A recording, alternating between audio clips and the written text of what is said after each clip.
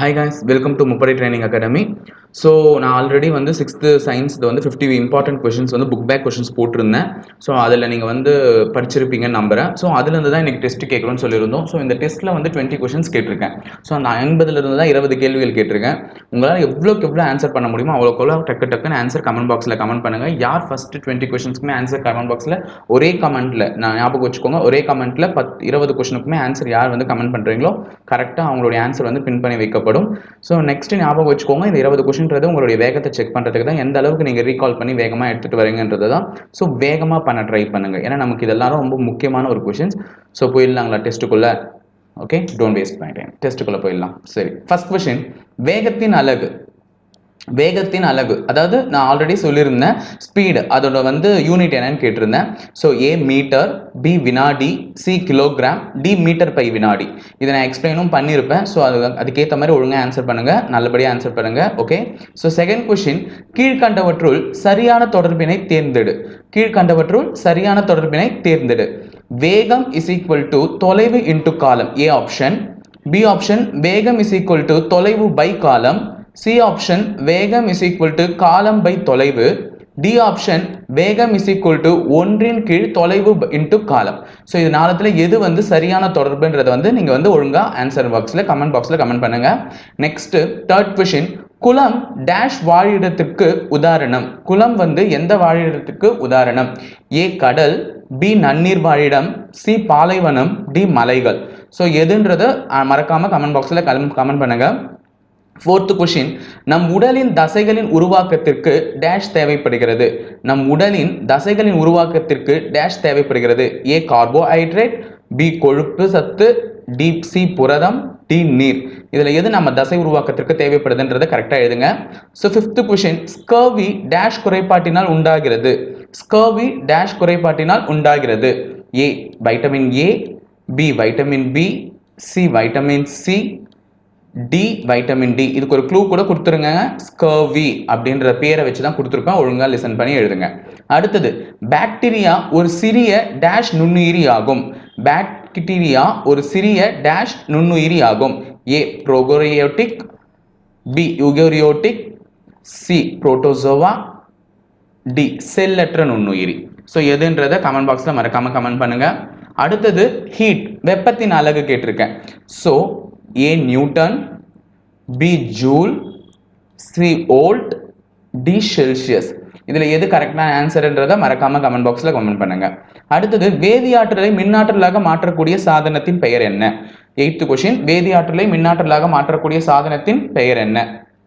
ஏ மின்விசிறி, பி சூரிய மின்கலன், C மின்கலன், D தொலைக்காட்சி. ஓகேங்களா, எதுன்றதை மறக்காம கமெண்ட் பாக்ஸில் கமெண்ட் பண்ணுங்க. ஸோ நைன்த் கொஷின், ஈரத்துணி காற்றில் உலரும் போது ஏற்படும் மாற்றம் டேஷ் மாற்றம் ஆகும். ஏ வேதியியல் மாற்றம், பி விரும்பத்தகாத மாற்றம், சி மீளா மாற்றம், டி இயற்பியல் மாற்றம். இதில் எந்த மாற்றத்தில் இது குறிக்குதுன்றதை கமெண்ட் பாக்ஸில் கமெண்ட் பண்ணுங்க. நெக்ஸ்ட் 10th கொஷின், காற்றில் நைட்ரஜனின் சதவீதம் என்ன? காற்றில் நைட்ரஜனுடைய சதவீதம் 78%, 21%, 0.03%, இல்ல 1%. இதுல எந்த சதவீதம்ன்றதை மறக்காம மென்ஷன் பண்ணுங்க. உங்களுக்கு மற்ற சதவீதங்கள் வேற எந்த கேஸுக்காதுன்னு தெரிஞ்சிருந்தா அதையும் மறக்காம கமெண்ட் பாக்ஸ்ல கமெண்ட் பண்ணுங்க. வெரி குட்னு நான் பாராட்டலாம். ஏன்னா இதுல நைட்ரஜன் எவ்வளவு பர்சன்டேஜ் தெரிஞ்சிச்சுன்னா மிச்சம் இருக்குல்ல, அதுல ஏதோ ஒரு 2 வந்து வேற கேஸினுடைய பர்சன்டேஜ், அதுவும் எதுன்றதை கமெண்ட் பாக்ஸ்ல கமெண்ட் பண்ணுங்க, பார்க்கலாம். அடுத்தது, செல்லின் அளவை குறிக்கும் குறியீடின் பெயர் என்ன? இதுக்கும் நான் ஒரு க்ளூ வச்சு சொல்லி கொடுத்துருக்கேன், அதை ஒழுங்கா லிசன் பண்ணி பண்ணுங்க. A centimetre, B millimetre, C micrometre, D metre. இதுல எது வந்து செல்லின் அளவை குறிக்கும் குறியீடுன்னு கரெக்டா சொல்லுங்க. ஸோ நம்ம 12th கொஸ்டின் போயிடலாம். யூகோரியோட்டின் கட்டுப்பாட்டு மையம் எனப்படுவது யாது? யூகோரியோட்டின் கட்டுப்பாட்டு மையம் எனப்படுவது யாது? ஏ செல் சுவர், பி நியூக்ளியஸ், சி நுண்குமிழிகள், டி பசுங்கணிகம். ஸோ இதுல எது வந்து யூகோரியோட்டின் கட்டுப்பாட்டு மையம்னு சொல்றாங்கன்றத கரெக்டா சொல்லுங்க. ஓகேங்களா, சரி. 13th கொஸ்டின், யூகோரியோட்டின் செல்லின் நுண்ணுறுப்புகள் காணப்படும் பகுதி என்ன? ஓகேங்களா, யூகோரியோட்டின் செல்லின் நுண்ணுறுப்புகள் காணப்படும் பகுதி ஏ செல் சுவர், பி சைட்டோபிளாசம், சி உட்கரு அதாவது நியூக்ளியஸ், டி நுண்குமிழ்கள். ஓகேங்களா, இதுல வந்து யூகோரியோட்டின் செல்லின் நுண்ணுறுப்புகள் எங்க காணப்படுதுன்றதை கரெக்டா மென்ஷன் பண்ணி எழுதுங்க. ஸோ 14th கொஸ்டின், தங்கு தடையின்றி தொங்கவிடப்பட்ட ஒரு காந்தம் எப்பொழுதுமே எந்த திசையில் தான் நிற்கும்? ஓகேங்களா? நான் அன்னைக்கே சொல்லியிருந்தேன், ஒரு கந்தகத்தை வந்து தொங்க விட்டா இந்த டைரக்ஷனை தான் காமிக்கும், அது எதுக்கு பயன்படுதுன்றதெல்லாம் நான் சொல்லியிருக்கேன். ஸோ எழுதுங்க.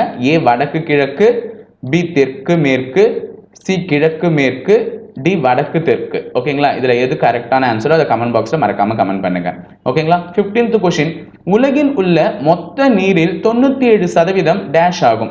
நம்ம கிட்ட இருக்கிற 97% நீர் வந்து எந்த வகையான நீர் அப்படின்னு கேட்டிருக்கேன். ஏ நன்னீர், பி தூய நீர், சி உப்பு நீர், டி மாசடைந்த நீர். இதுல எது கரெக்ட் ஆன்சரோ அதை கமெண்ட் பாக்ஸ்ல கமெண்ட் பண்ணுங்க.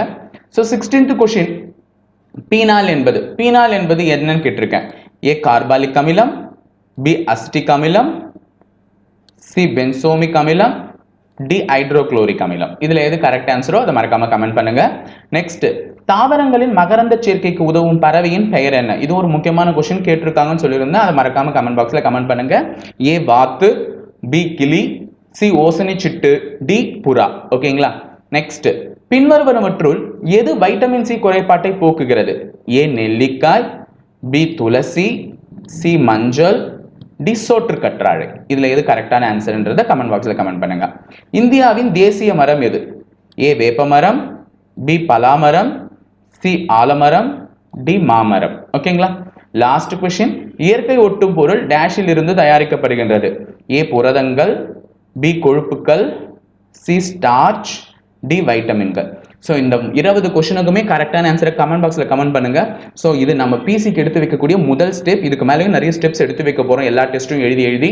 ஸோ 6th புக் ஸ்கூல் புக்ஸில் ஃபஸ்ட்டு இதுதான் முடிச்சிருக்கோம். ஸோ தட்டுறோம் தூக்குறோம் அப்படின்ற ஒரு பேருக்கேற்ப இந்த ஆன்சர்ஸ்லாம் கரெக்டாக பண்ணிவிட்டு இந்த பிசி எக்ஸாமை நீங்கள் கண்டிப்பாக உள்ளே போகணும் அப்படின்றது தான் என்னுடைய விருப்பமும் கூட, எங்கள் அகாடமியினுடைய விருப்பமும் கூட.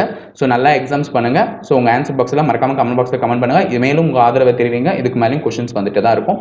ஓகேங்களா? தேங்க்யூ, பாய்.